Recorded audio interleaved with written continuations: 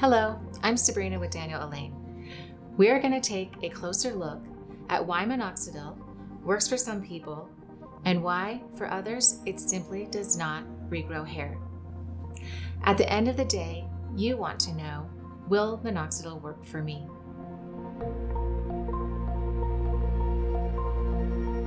I'm here to share with you how an insightful minoxidil clinical study from 2007 can provide insight on how the most innovative hair loss technology to date, the Daniel Alain Minoxidil Response Test, can be used to determine if you should commit to minoxidil to treat your hair loss. Let's get started. What is the effectiveness of minoxidil? Before we dive in, we have to look at a past study published in the Journal of American Dermatology in 2007. This study had a very large sample size and was randomized, placebo-controlled, and double-blind, making it a very high-quality study. This 16-week study compared the efficacy of 5% minoxidil versus a placebo in balding men who were between a 3 and 5 rating on the Norwood scale. Upon completion of the study, a blinded panel of 3 experienced doctors reviewed before and after pictures of the participants to evaluate their hair growth.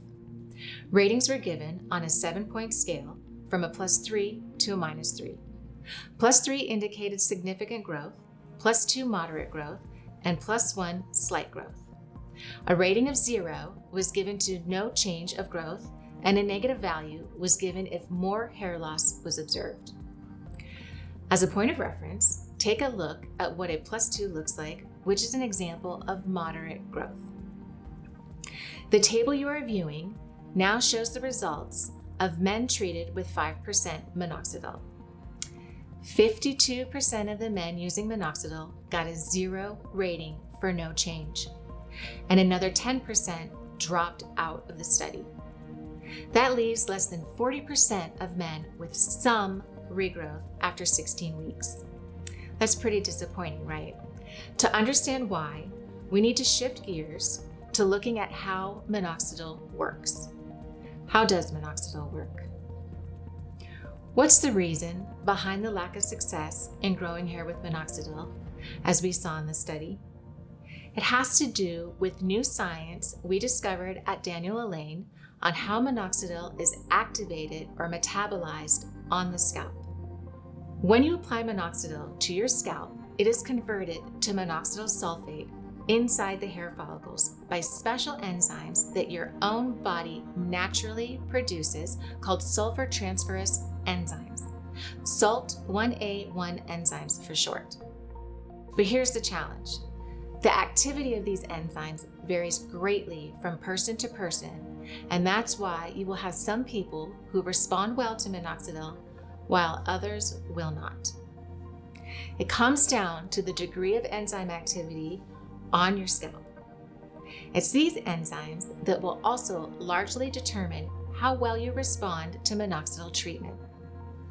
How do we identify responders versus non-responders? Shown here is a compelling graph from a 2004 paper produced by our team of researchers. The balding patients in this study were treated with 5% topical minoxidil for 6 months.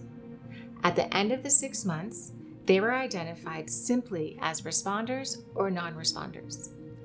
The responders were those who had some new hair growth, and the non-responders either had no new growth or had suffered additional hair loss.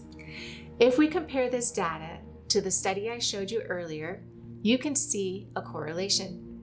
Remember, the patients were classified from a +3 to a -3. So anybody in that study who had a 0 or less would have been identified as a non-responder, and any patient in that study who got a +1 or higher would have been identified as a responder. The proof behind the minoxidil response test. So how exactly does the test work? Our researchers plucked hairs from the balding area of each patient and immersed them in a patented solution to measure the degree of sulfur transferase activity in the hair. When the researchers plotted each patient's degree of sulfur transferase activity, they observed the following. Take note, the responders are in orange and non-responders are in blue. You can see almost everybody with a SALT 1A1 enzyme activity higher than 0.4 was a responder, and almost everyone with a score less than 0.4 was a non-responder. Using this 0.4 value as a cutoff point in the study, our team could then identify a patient as a minoxidil responder or non-responder with an accuracy of 96%. Now that we have a new understanding of how minoxidil works and how the minoxidil response test changes the game, you are better equipped to decide if minoxidil is right for you. Finding out if your responder is fast and easy with the minoxidil response test, and truly the best place to start if you're considering minoxidil to regrow your hair. If you would like to purchase the minoxidil response test, follow the link below. If you're interested in learning more about the science, you can access our clinical studies by clicking the link at the bottom of the page. Thank you for watching.